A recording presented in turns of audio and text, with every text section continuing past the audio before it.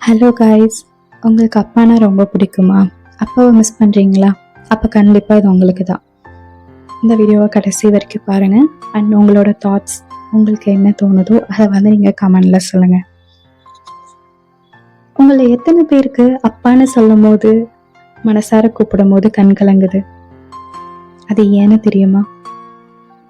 ஏன்னா நம்மளுக்காக இந்த உலகத்தில் ஒரு உயிர் வந்து ரொம்ப சாக்ரிஃபைஸ் பண்ணுறாங்கன்னா அது அப்பா மட்டும்தான்.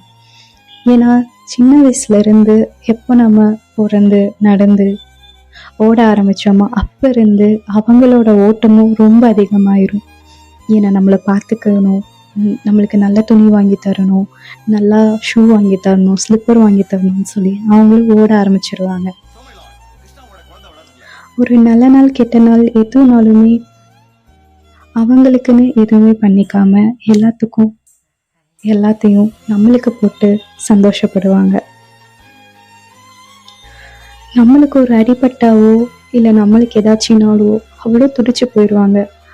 ஆனால் அவங்களுக்கு எவ்வளோ பெரிய அடியாக இருந்தாலும் தாங்கிட்டு நம்மளை பார்த்துப்பாங்க, சிரிச்ச முகத்தோடு நம்மக்கிட்ட பேசுவாங்க.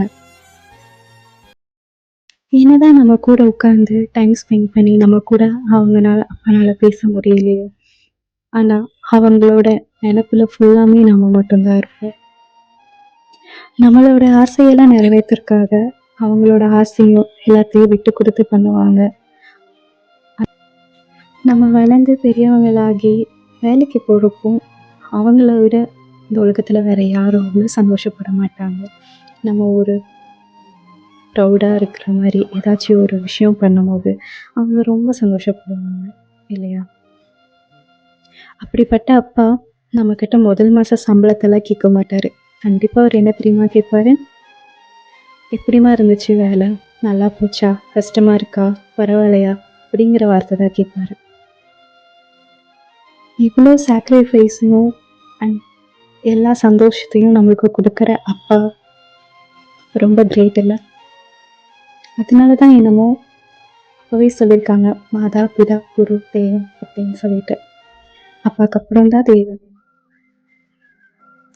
பாய் காய்ஸ், இன்னொரு வீடியோவில் கண்டிப்பாக மீட் பண்ணலாம்.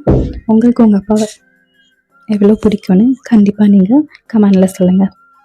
பாய் பாய்.